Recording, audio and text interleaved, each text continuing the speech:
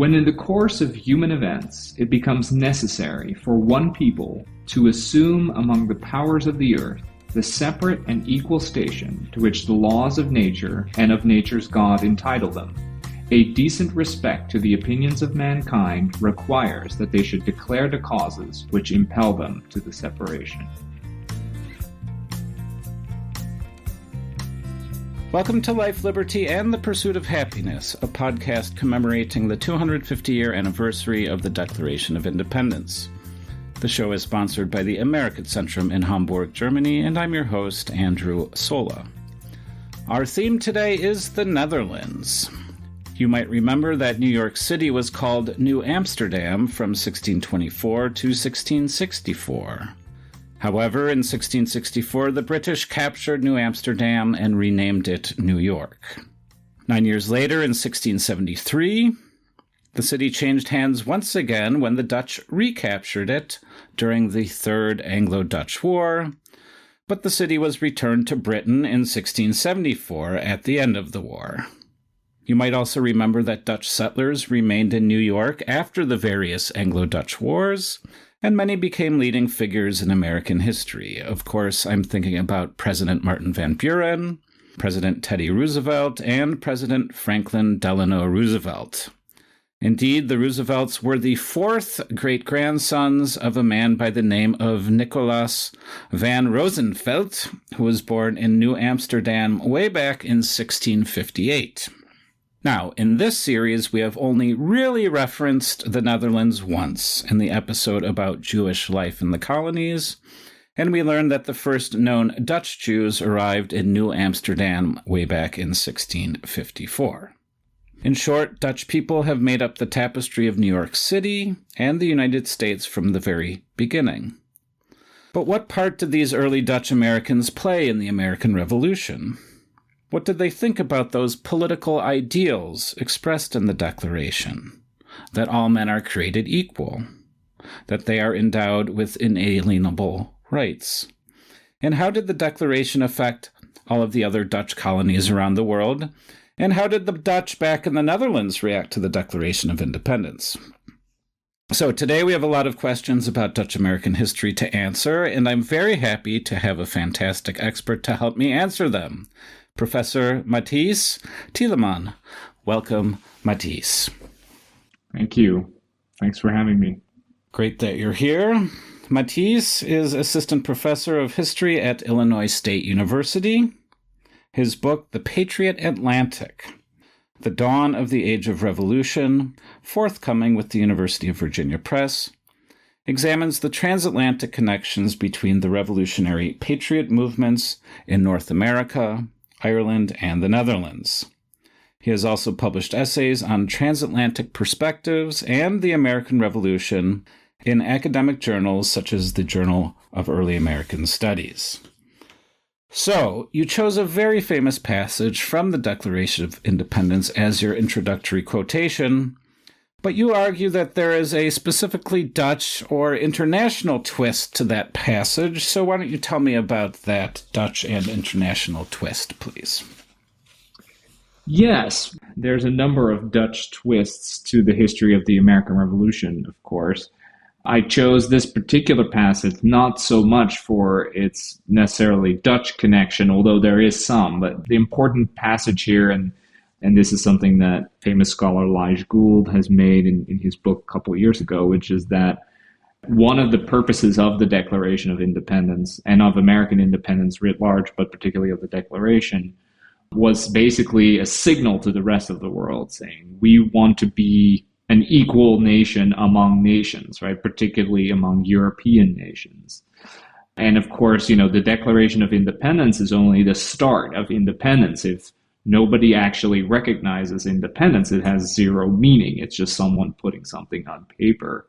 And so what this passage does in the very beginning of the Declaration is say that they want to assume among the powers of the earth the separate and equal station of natural law, meaning that they are an equal nation among other nations.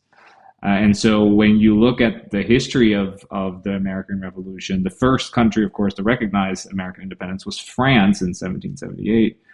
But France largely did it for geopolitical purposes. The second country to recognize the United States was the Dutch Republic, the country which is what we call the Netherlands at this particular point in time in the early 1780s. And the Dutch Republic did it largely for ideological reasons, for the fact that they supported the United States in its beliefs system. And so, thanks to the Dutch, in part, the United States became one of those powers of the earth. Yeah, it's funny. The declaration of anything means nothing unless it is acknowledged by others. So, in a certain respect, that opening passage is asking everyone to. It's like if you say hi to someone on the street, you want them to say hello back, and if they say hello back, it acknowledges you. Exactly, and ironically, it means the most if Britain recognizes it, right? So that's the ironic part there. If Britain actually recognizes that, hey, this is a separate country, then you're really, then the floodgates open. But that, of course, would take until the end of the war. Right. So the Dutch Republic recognized the United States before the end of the Revolutionary War. Is that correct? Exactly. Yes. The American Revolutionary War, in fact, extends to the Dutch Republic in 1780.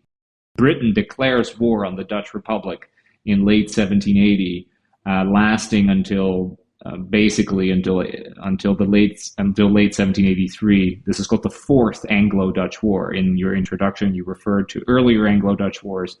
This is the last and fourth one, the Fourth Anglo-Dutch War, and it was essentially an extension of the American Revolutionary War on the North Sea. It was a naval war. Okay, well, we might get to that later, but I think we need to hit a pause and go back to the beginning. Sure. So why don't you provide me just with a quick overview of the Dutch in North America, and also you wanted to talk a little bit about Americans in the Dutch Republic, but why don't you just talk about Dutch in North America first? Yeah, so you mentioned in your introduction the presence of Dutch people in the American colonies, and they were certainly present still by the 18th century. Towns like Albany, which was called Beverwijk by the Dutch colonists when it was still New Netherland, right, in the 17th century, was basically a Dutch town. So this was kind of a frontier town, lots of fur trade.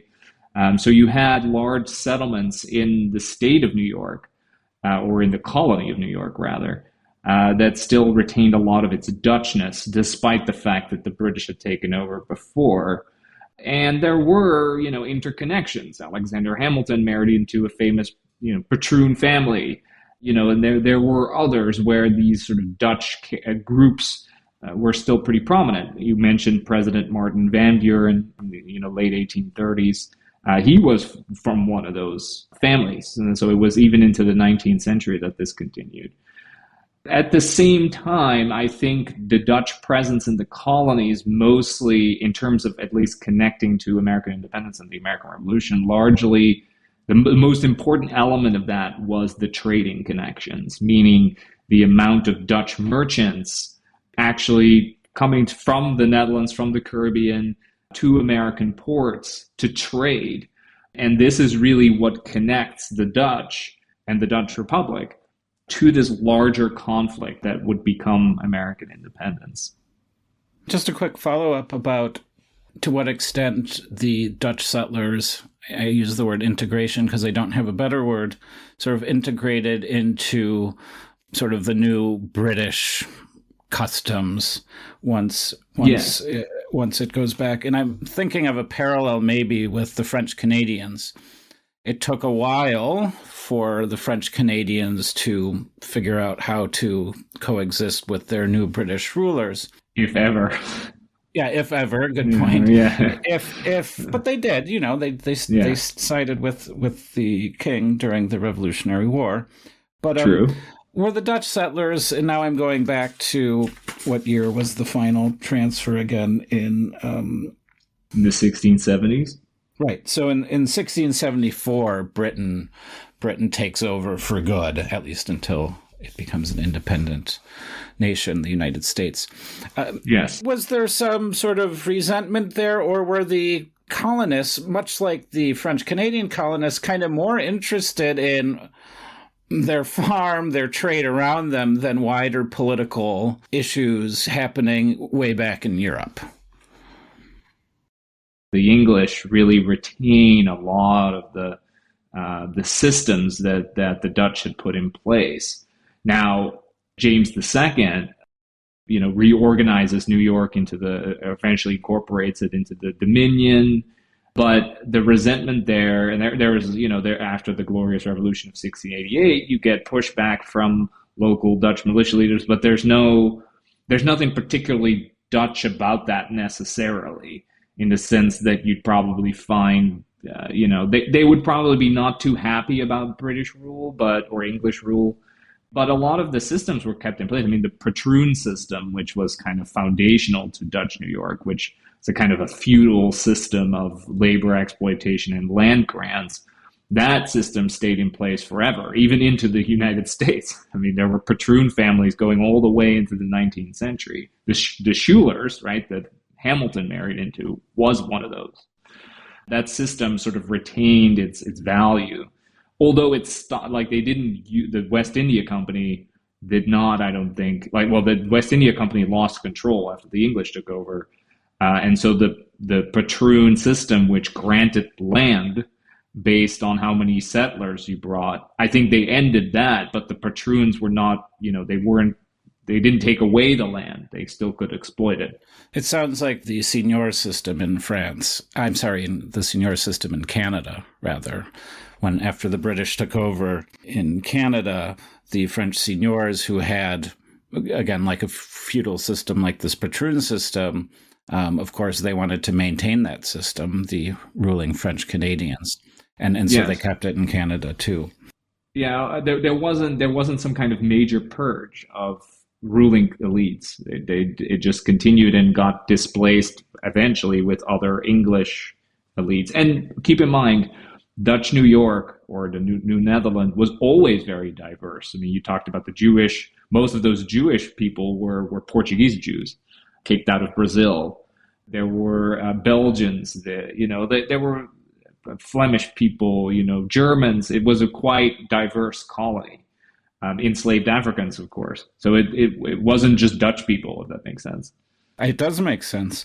But suffice it to say, in 1775, so now at the start of the Revolutionary War, would you just say that the distinction between being a Dutch New Yorker and an English New Yorker, most of those distinctions had kind of fallen away?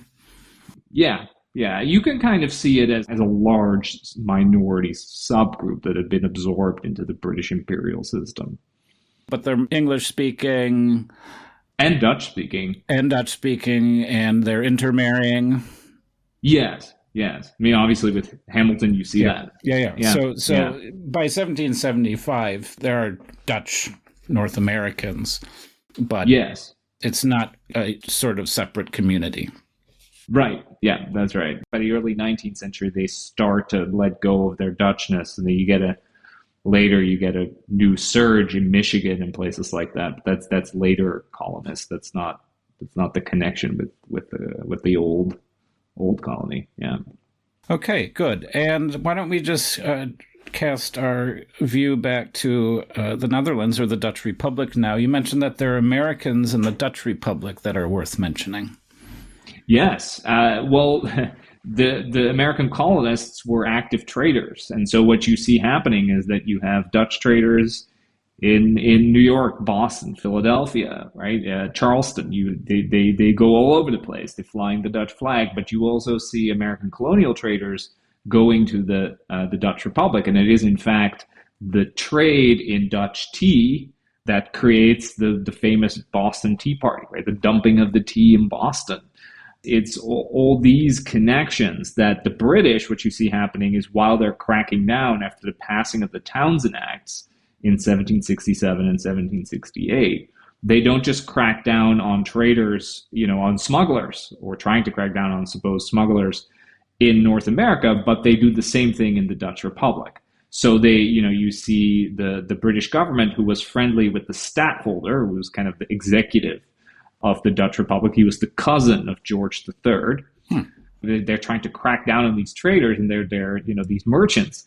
They send letters to the Dutch government saying, hey, there's this smuggling ship from Rhode Island coming in. I'm pretty sure that those guys are shipping stuff that they're not supposed to, right? And then because the Dutch Republic was very decentralized in terms of control, the stadtholder did not actually have the authority to just say, oh yeah, let's search that ship, right? So by the time that they got around to it, if they ever did, a lot of times those ships were emptied in the middle of the night, or they had already left, or, So you see that the enforcement of British imperial policy extends all the way into the Dutch Republic. And this becomes even more problematic during the war, when, after the events of the Tea Party and the coercive acts that crack down on Massachusetts and try to force them to pay, there's lots of weapon smuggling. So the Dutch provide lots and lots of firearms, lots and lots of ammunition, gunpowder to the Patriot rebels. And so you see the British continue that policy into the mid-1770s, late 1770s, because it's the Dutch that are providing the American colonists and the revolutionaries with weapons. The British get real frantic about this. They're even afraid that the Dutch are building the American Navy. So, they have their spies looking for this stuff. Some of it was just, paranoia. But a lot of it was real. They were, in fact, trading this stuff. Well, the Dutch had a long history of supplying arms to both sides of a conflict Correct. in North America. In the French and Indian War, they were supplying Correct. arms to both Indians who supported the French and Indians who supported the English, and they really weren't supposed to. Correct. Yes, that's correct. Although they weren't supposed to, according to the British. But then that's the thing. So there was a legal vagueness there. So according to the treaty that ended, I think, the Second Anglo-Dutch War, there was basically free trade, or there was at least no limitations on the kind of articles that could be traded, except during times of war when contraband goods were not allowed. But it wasn't specified what those contraband goods were, right? And so what is a contraband good? Well, weapons, sure, but, material to build up your navy, wood, rope, so that gets real vague real fast. And the Dutch were really keen on exploiting that in the 7 Years' War, which is why the British cracked down on it in the 1760s. The exact same reason. They knew that the Dutch were supplying their enemies for profit. And the Dutch were basically saying, well, look, in the treaty it says contraband goods, but, if I'm supplying, timber, is that really a contraband good, right? And so you see them get dragged to court. And so that creates a lot of resentment in the Dutch Republic among merchants, which helps sustain and create like a foundation once the American colonists rise up and they declare independence. That's when you see that support all of a sudden, solidify and actually provides material support, continued material support to the American colonies and the American revolutionaries. Yeah, that's funny. It just going now to current politics, I think the word we would use now is dual use items, yes. Like in yes. modern sanctions against like the Iranian nuclear program. Can this item also be used in whatever it is, a computer chip to run a centrifuge or not? And correct. So obviously, yeah. And people might, traders might justifiably say, well, who's to say it's dual use? I guess toilet yes. paper could be used in multiple ways too. Correct. Yeah, it's exactly the same reasoning. But then, of course, it's really funny. The British also sometimes don't know, right? So they hunt down ships that have Dutch flags on them. But then sometimes merchants get dragged to British Admiralty courts. You have people who are pro-British complain that, but I'm pro-British. I hate the Americans. They get dragged to court anyway, which costs them lots of money because their ship is docked for weeks at the time. They have to hire lawyers. They have to go through all this process and all these things. So it creates a lot of problems. And in modern times, sanctions, effectiveness of sanctions is debatable. but it's incredibly difficult to enforce now, but it's even more difficult to enforce when you're just using sails and a bunch of guys on a massive ocean. Right. So that's why they crack down in the ports, because that's where, everybody comes, basically.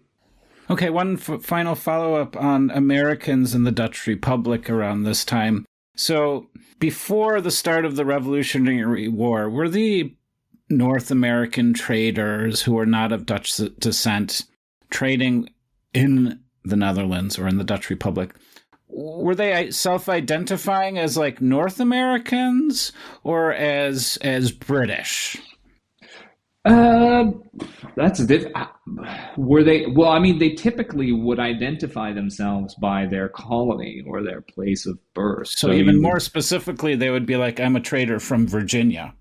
Yes, yeah, that's right, and that's how it would be logged typically. So you would like if you would have a shipping log, it would say port destination, not nation necessarily. But yeah, they would consider themselves part of British subjects, but a Massachusetts man or a Virginia man. No. Yeah, that's right. And these colonial traders are also bringing news, of course, from the colonies to the Dutch Republic, right?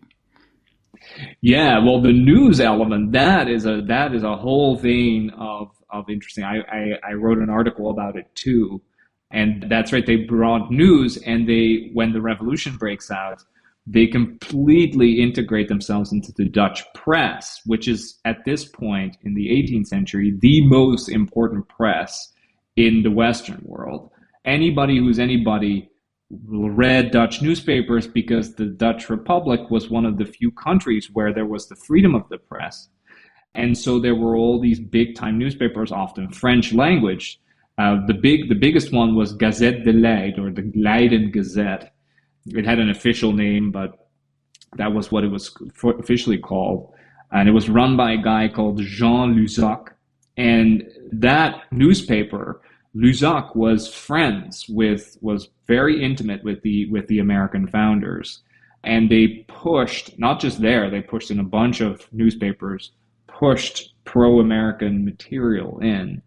So before this revolution, so you have these merchants, sure, they bring news and that would be reported, but it's really when the revolution breaks out that really becomes an avenue for the American revolutionaries to basically have their story told in the European and global press, really. That's fascinating. Okay, let's move on to our second big point today. We just want to look at perspectives about the Declaration of Independence amongst Dutch colonists in the United States, or in the colonies at the time, and then Dutch colonists in the wider Dutch Empire too. And the reason why I had this question for you is because I'm thinking if Dutch colonists now in the British colonies are very keen on being independent, I'm also kind of wondering in the wider Dutch Empire, where there weren't revolutions, I don't think until much later, how they're reacting to this Declaration of Independence from their brethren now in the British colonies, though. Yeah. So by and large, and then this is sort of gets back to the point we were talking about earlier with this conception of them being like just sort of accepting their position as initially as British subjects within the Dutch American community in North America. There are plenty of patriots. There presumably were also plenty of loyalists. There's not a particularly, in the colonies themselves anyway, it's not like the Dutch were the most strong patriots there were, or neither were there the strongest loyalists necessarily. So their reaction was mixed, the same as it was in every other colony and every other group. I mean, we do know that the revolutionaries reached out to these communities. So you see, I mean, Ben Franklin had a German language newspaper, right? I mean, these existed. And there were also, I know of rumors, but I've never actually found it, of a Dutch translation in the colonies of the Declaration of Independence itself. But I'm sure that it was translated. because they did do those things. And I've also seen Dutch ministers speaking in support in pamphlets in their sermons, which were then reprinted. So you do see support there, obviously. But I've never read anybody ever saying about the Dutch Americans specifically, hey, these are the biggest supporters of the revolution. I haven't seen that. But neither have I seen the other side saying, oh, those guys are really real big loyalists by and large. Well, I think that makes sense. From again, now I'm going back to the Canadian perspectives and why Canada did not join the Declaration of Independence. The people who you might expect to be loyalists weren't necessarily loyalists, and the people you might expect to be patriots weren't necessarily patriots, because there is a very much a mix of your economic interest. Sometimes religious belief came into this. There are all different reasons why you might choose one side or another, and it was just hard, especially if the Dutch settlers had now integrated fully. Some probably had really strong business relationships, maybe with the British government, right? And it would have been bad for them to put those at risk. So it totally makes sense that there was a mixed view amongst Dutch Americans about how to react to the Declaration of Independence. So why don't you just talk about the other Dutch colonies? How did they react to news of this Declaration of Independence? Well, the biggest reaction came in the Caribbean, in the Dutch Caribbean. Right? So the Netherlands now, as then, had a set of islands. Now they are a relatively small group of countries, mostly tourism, right? But at the time, a particular place that the American colonists used extensively for this trade that I mentioned was the island of Saint Eustatius. And that's an island, it's a small, very small island, basically a volcanic island. And that was the British called the nest of pirates, right? It was pirates and smugglers. It was the, if you ever seen Pirates of the Caribbean, right? That scene with Tortuga, where they go. It wasn't really like that, but that's kind of the image that they portrayed this place as, right? The Dutch West India Company ran a smuggling ring here, and this is where all the weapons went, this is where all the tea went, this is where everything went, right? And the Americans knew this, right? And at a certain point in September of 1776, because the U.S. Navy gets created, and it's kind of a haphazard thing.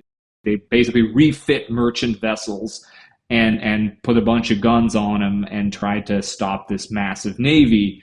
And one of these ships that goes and gets refitted is the USS Andrew Doria, which sails from Philadelphia, I believe, down to St. Eustatius and flying the rebel flag, and gets received by Fort Orange at St. Eustatius with an honorary salute. So one of the things they did in the 18th century was when you met another ship and you recognized someone's flag, you basically gave a number of shots, right? So you sort of fired your cannon a number of times, and then I think you gave 1 or 2 shots extra or something like this to recognize the other, to sort of, it's like an honorary salute. And the Dutch fort answered the 13 shots for each of the independent colonies, answered with an honorary salute from the fort. But of course, that's weird because they were recognizing a flag of a nation that nobody recognized, right? This is 1776. They would just, and so the people, the Americans, sort of framed this as, whoa, someone's recognizing our flag. We're recognized. And even today, you see that the Dutch government kind of brags about this, that, oh, we recognize them first, which isn't really true. It was mostly that the pirates in St. Eustatius recognized them first. Yeah, exactly. It's just the governor of the WIC over there. He was like, well, these are our good customers. What are we supposed to do?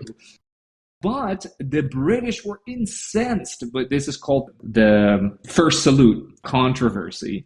And, the British demand, that when they hear about it back home, they demand the Dutch government that he gets recalled, that he gets fired.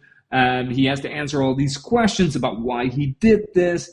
And this is one of those things, right? I talked about earlier about that war that breaks out in 1780. This is one of those first instances, or one of many diplomatic disputes that happen. And so you see that dynamic happening in the Dutch colonies, where they're just sort of like going along with these rebels, but creating lots of problems for the Dutch.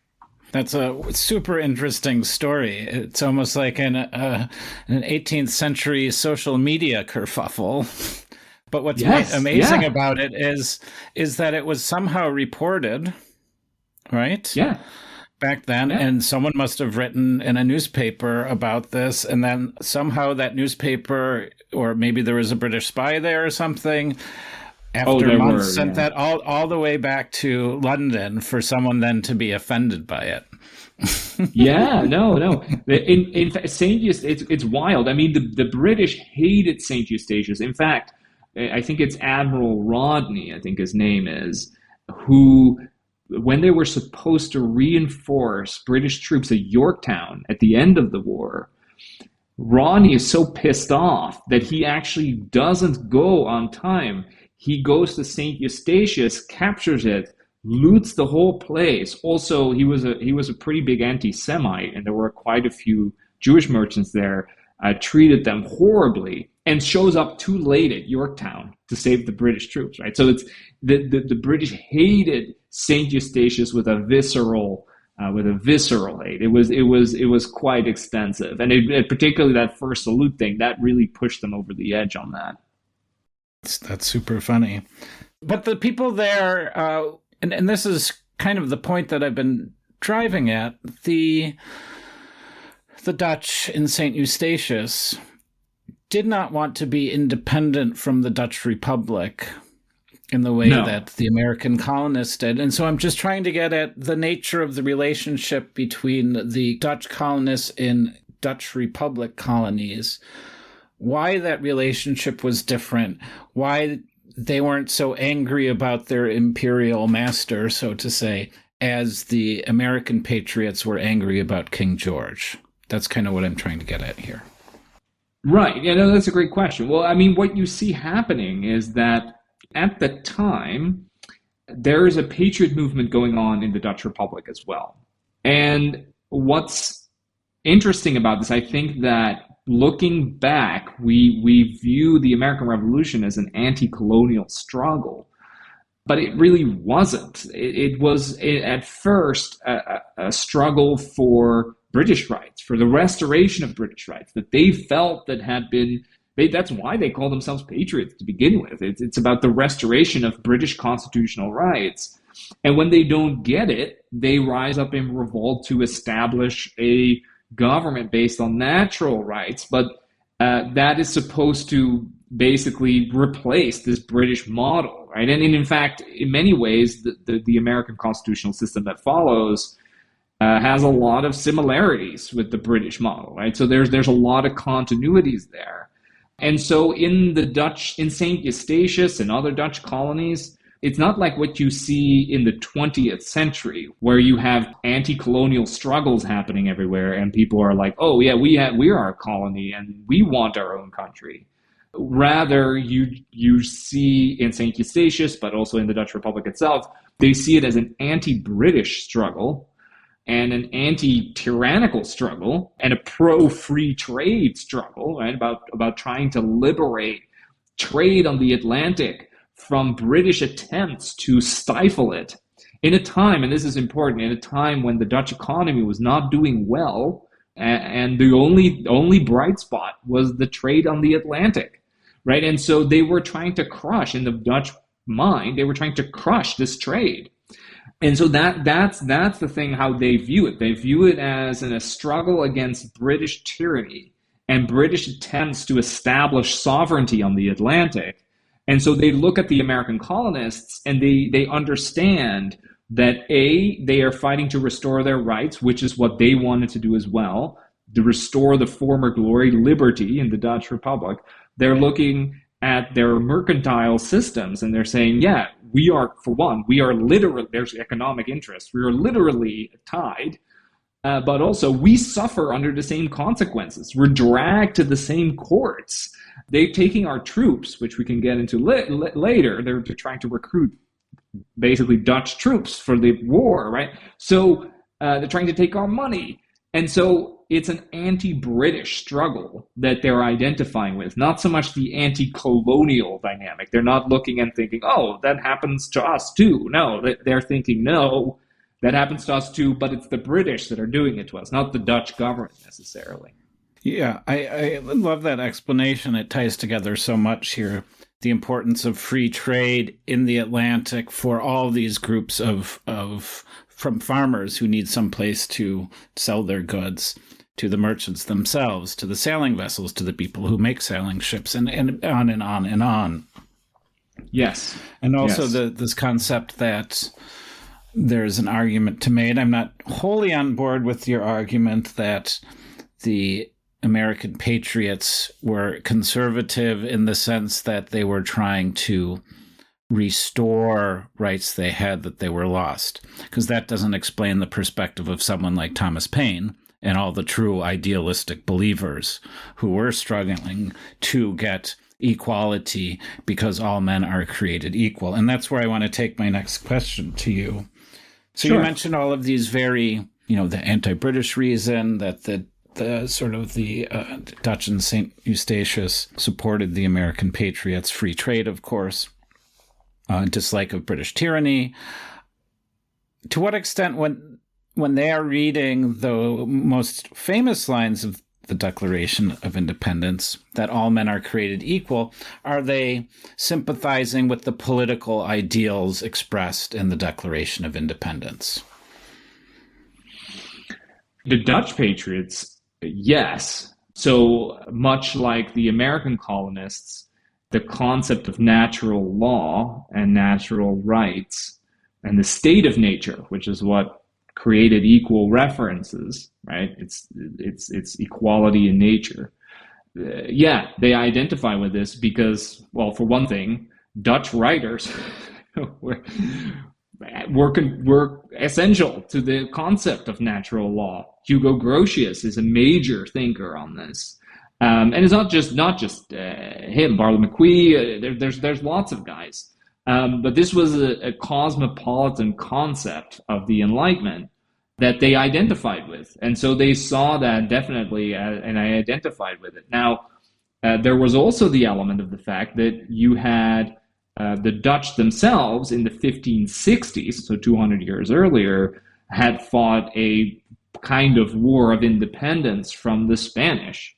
And so there is a Declaration of Independence that's called Act of Abjuration. It might be fun for listeners to read that in English, because it's got a lot of elements that come back.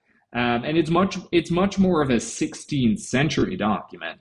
But the way that it's structured is obviously something that people like Jefferson followed, right? And in fact, when this declaration comes to the Netherlands and they hear about this, the stadtholder folks, right, the pro-British side, the stadtholder, there's a letter, it's really funny, he calls it a parody of the Dutch Act of Abjuration. He says, this is just a poor fake copy. Like, this is a poor facsimile, he calls it. It's a parody. But the patriots, and this is what the Dutch patriots do, but you see the American patriots do too, they look back to the past and they say, this is what we want to restore, right? The Dutch are similarly engaged in the sort of central object of their political system of liberty, right? And so they see that too, they see that connection, and they sort of see, hey, these Americans, they're trying to do this, the same thing we did back then, and we need to do it again, right? We need to restore that system that we once put in place, this constitution that we then put in place. So I just want to follow up on this, and going back to my previous comment about Thomas Paine.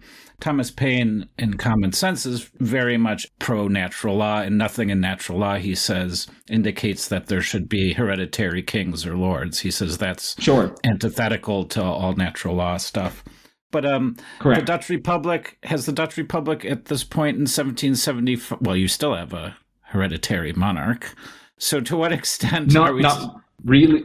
Well, that's complicated, but yeah, go ahead. Sorry. Well, yeah, that's what I'm getting at, is the complicated part of this. I mean, to what extent When we're talking about natural law indicates that no one should be born to be king of anything, according to Thomas Paine and many other American patriots. How do we then understand that complicated concept of the Dutch being for natural law and equal rights, and yet having the very unnatural law traditions of kings? And we don't have to talk about the present, but I'm more interested in what's going on in the Dutch Republic in 1775, 1776. Sure, yeah. The theory of natural law is completely compatible with monarchy. So, and the Enlightenment is completely compatible with monarchy. There were enlightened monarchs. There were enlightenment despots even. Thomas Paine is not really, well, for one thing, he's not really an American in the sense that that's kind of a dispute. But he was definitely on the more radical side. And in fact, what you see happening is that his common sense happens at the right time. But even the Declaration of Independence repudiates a lot of the things that Paine is doing. And then you see others trying to repudiate it even further, like Adams in Thoughts on Government. So yes, Thomas Paine's common sense, he would be an example of a very progressive patriot, and by the 1790s, he's just a full-on radical. And the Americans reject him. I mean, he's not appreciated for the fact that he basically hates Christianity. And, no. He goes full out on this. So monarchy and hereditary systems and aristocracy and elite systems are completely compatible with natural law. So as I explain this, I'm going to use two terms here.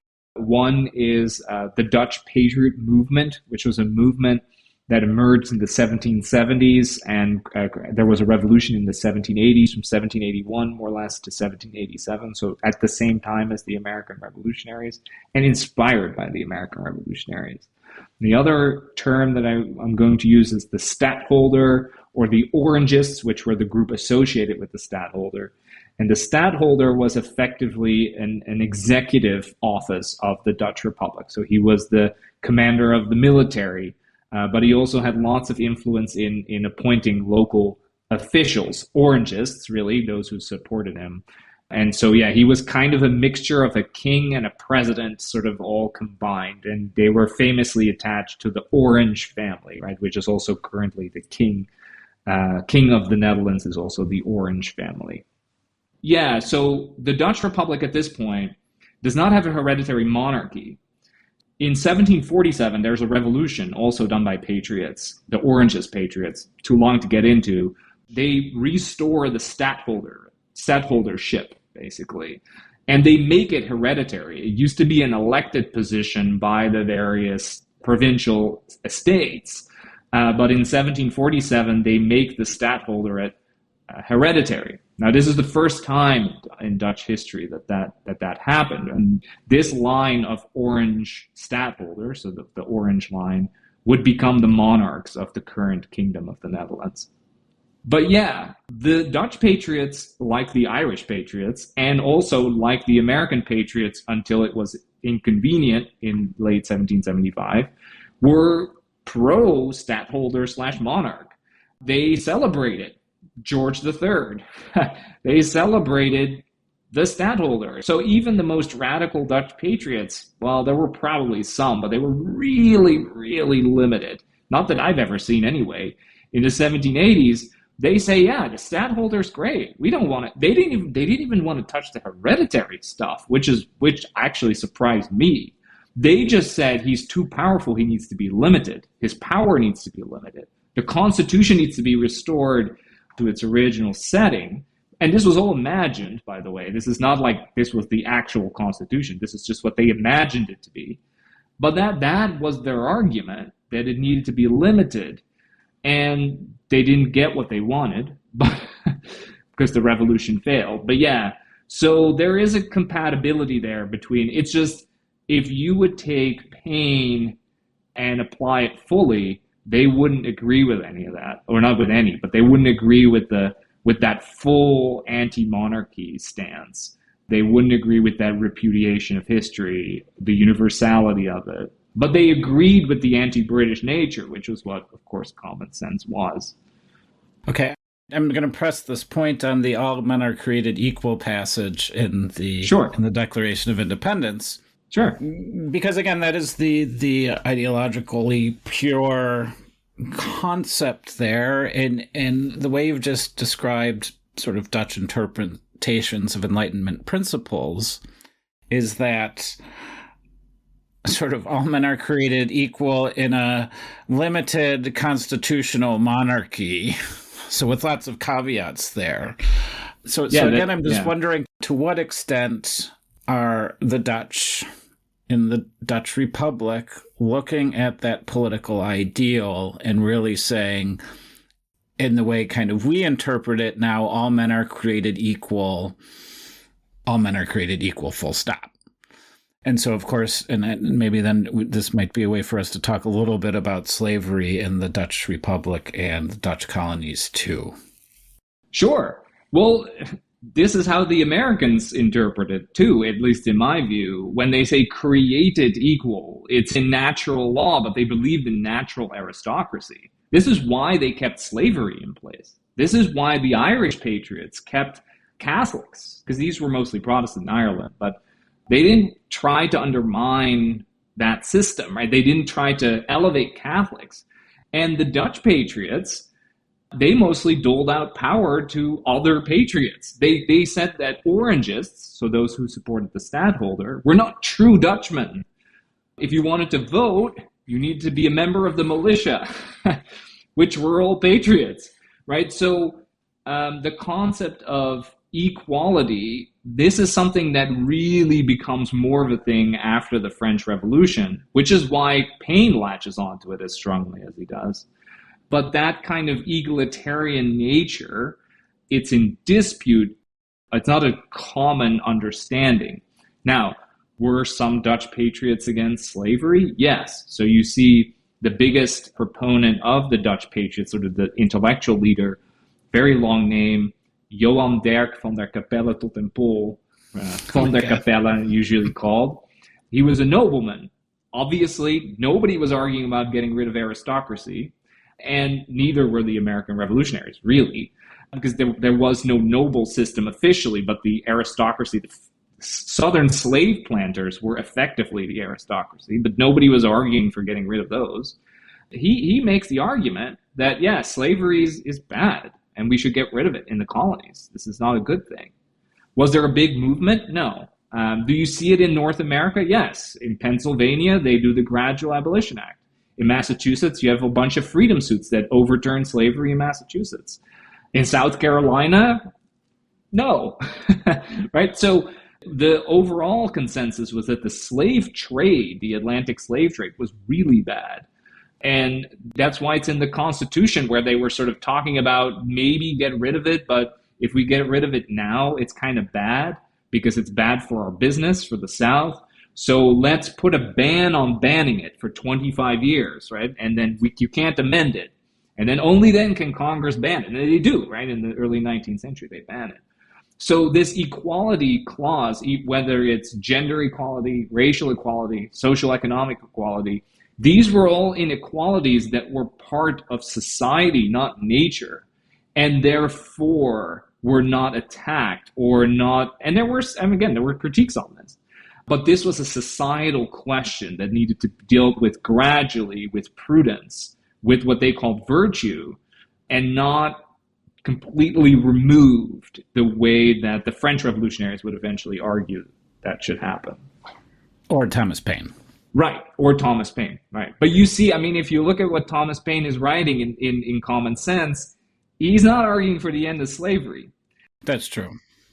So Thomas Paine radicalizes further, but he was too extreme for many. It's just his argument against monarchy at a time when George III had declared the colonies rebels meant that his argument for independence, which is what Common Sense ultimately was very strong. But nobody takes Paine up on his idea for constitutions. They think it's ridiculous. Right. So Paine's influence insofar as that he says, yes, Britain is bad, monarchy is bad, that gets taken up, yeah. Okay, good. So as you've been talking about all this Something in the back of my mind that I wanted to ask you about is the importance of religion and the Dutch attitudes to religion, specifically with respect to the Declaration of Independence and religious freedom, and how that might intertwine both in the colonies and back in the Dutch Republic. Yes.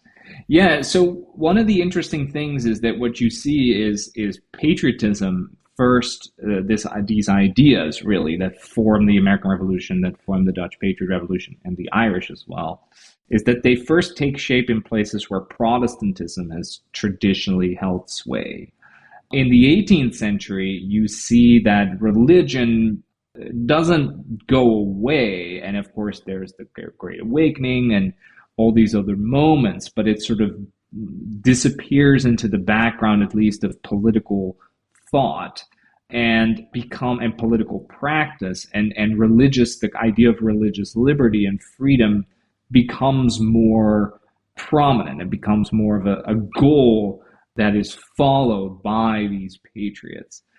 And so the interesting thing that you're seeing is that particularly in North America, that some colonies, some states, when they form their constitutions, they embed Protestantism in there. You see this mostly in New England, right? The Massachusetts Constitution privileges Protestants heavily, right? They give state funds to Protestant schools, right? But not Catholic schools, because we associate Boston so much with the Irish now that it's hard to imagine Boston without Catholics. But there was a time when it was, right? Processions were banned for a really long time.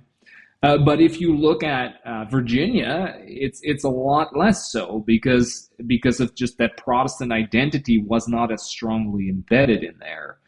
And so when they create the federal constitution later on, they kind of keep it neutral. They kind of keep it flat. But a lot of these state constitutions, there was a lot of intermingling with religion and politics.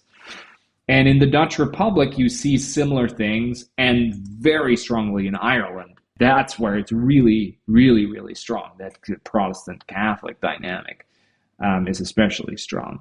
But yeah, that's totally intermingled. These theories of religious freedom kind of come from these Protestant places where you have a lot of divergence, this sort of splintering of all these different Protestant groups. Some of them are very strict and orthodox, but others are very liberal, right? And mostly those liberal types, like Hugo Grotius, right? These natural law thinkers, they take it into the religious freedom direction. Yeah, but so to what extent are sort of Dutch Enlightenment ideas or Dutch American settlers, how much are they sort of very much interested, on the one hand, in having religious freedom, or are they more concerned with Protestantism, preserving their Protestant privileges? Oh, that's a good question. It really depends on whom you ask. I would say that at least in the colonies in the Northeast, it's more the Protestantism thing. In the middle colonies in the South, so like basically south of like Pennsylvania and south of that, it's less strong. It's more religious freedom. So you get more of a religious freedom dynamic there. And you know, the Dutch nowadays are known for religious freedom. Yes, and also the lack of it. Yeah, well, a lack of religion. I mean, it's a pretty a lack of religion, yeah. But are we sensing that already back in the Dutch Republic in 1776, for example, a turn towards religious freedom? Oh yeah, religious freedom was already a thing way back in the 17th century. But again, this is limited, but for the early modern period, this was very extensive. So while Catholics were not, even though it was the largest religious group, which most people don't realize, that's still true today, actually, the largest denomination, because there's so many Protestant denominations. But yeah, the Catholics were not allowed to practice in public, but they were allowed to practice, which wasn't the case in Germany, right, where you either had a Protestant state or a Catholic state, or in Spain, where you had to be a Catholic, right? So, so there was a form of religious freedom. The Pilgrims, right, the guys who create Plymouth Colony, that's sort of a big myth in American history that they went to North America for religious freedom. But they didn't. They went to the Dutch Republic for religious freedom, but then their kids started to become more Dutch, and they were, becoming urbanized, and they started speaking Dutch and started interacting with non-English people. And so these pilgrims were looking for a place where they could have religious freedom and be English at the same time. So that's why they left the Dutch Republic.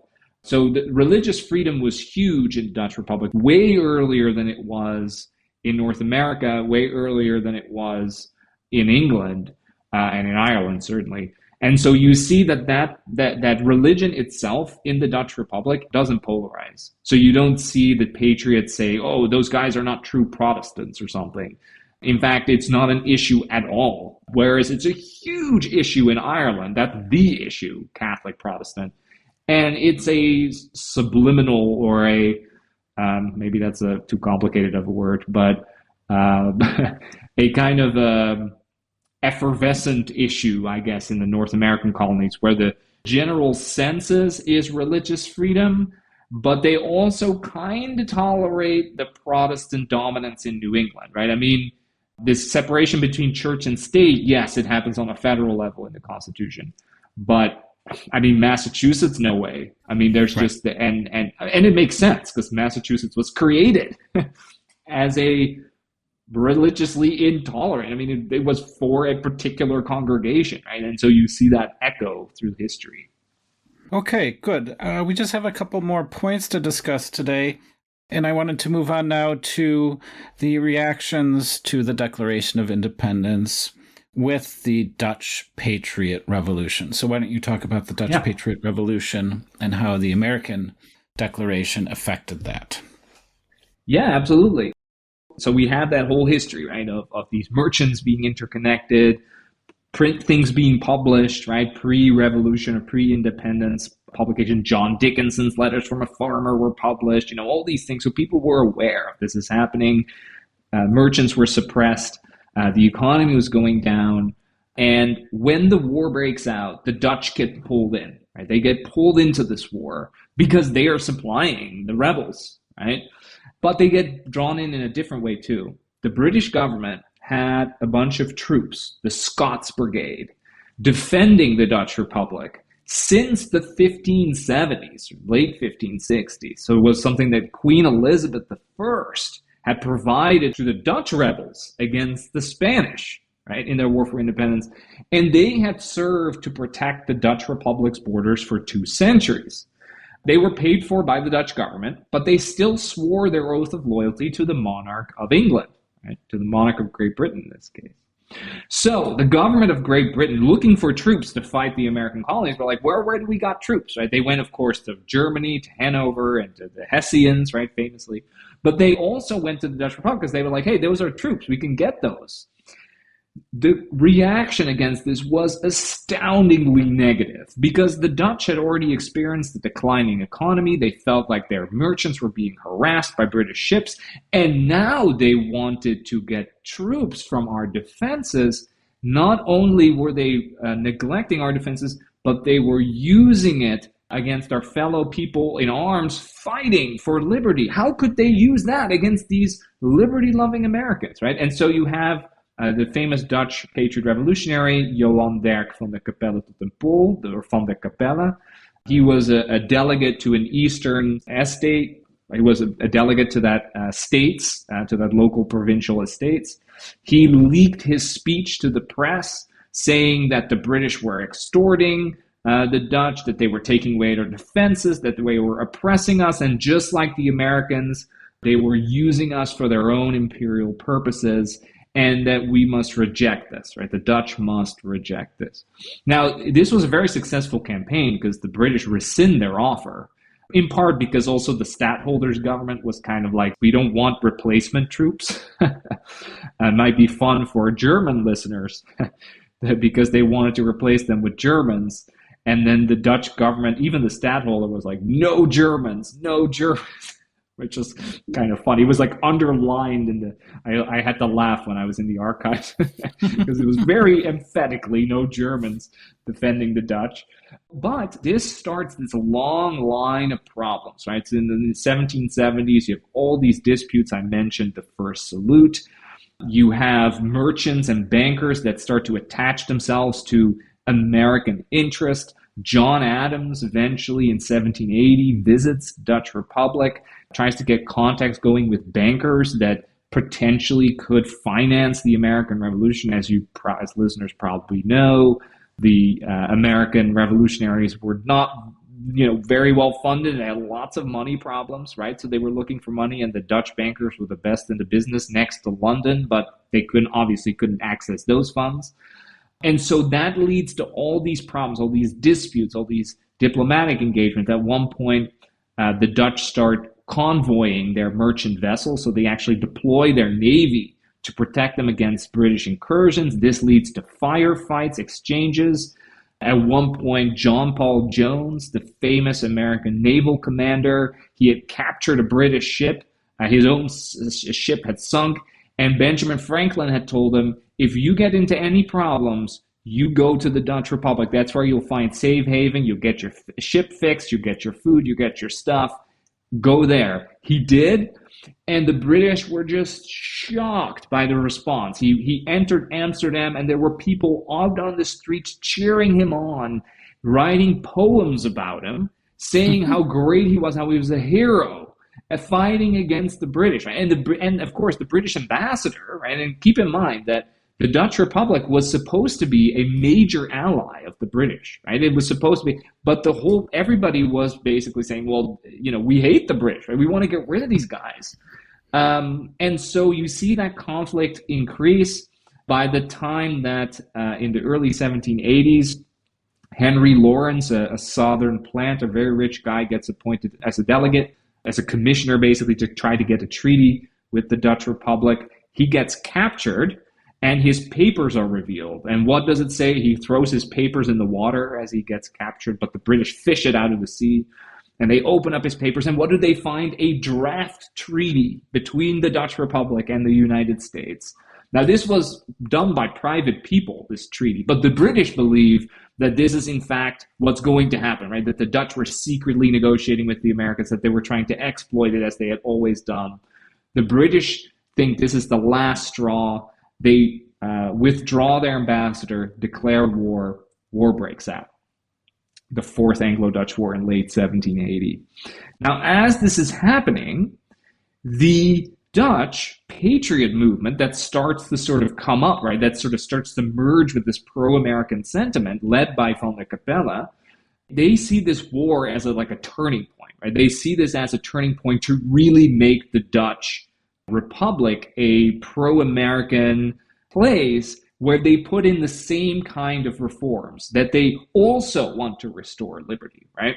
So he writes a pamphlet called To the People of the Netherlands, Aan het Volk van Nederland. And he writes, it's kind of in terms of its impact, though not its content, but in terms of its impact, it's very comparable to Common Sense in the sense that it really energized the movement. It was visceral. I mean, if you think Thomas Paine's extreme in his rhetoric, I mean, Van der Capelle basically said that the stadtholder was cheating on his wife, was an alcoholic. I mean, he really went far. Although, unlike Paine, he did not say that we shouldn't have a stadtholder, which is interesting. But he did thought that the stadtholder himself, was absolutely terrible. But he says, right, in this long pamphlet, he says, and it was anonymous, just like Paine's. He says, we need to form militias. We need to send delegations. We need to block the stadtholder. Arm yourselves, just like the Americans have done. Arm yourselves, right? And so that is what happens. So in the early 17 to mid 1780s, Dutch patriots start to create militias, sometimes called exercitiegenootschappen, kind of like exercise communities, I guess, or societies, or vrijkorps, so a free corps. And they start organizing themselves. They start to take over local governments. One by one, these cities and provinces fall to patriot control.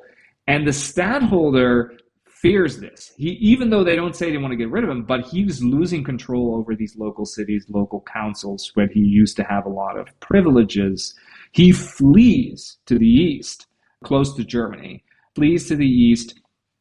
And then there's like hints of civil war. Like people think, okay, this is going to get, because he controls certain armed forces, but the Dutch patriots also did, right? So there was this standoff.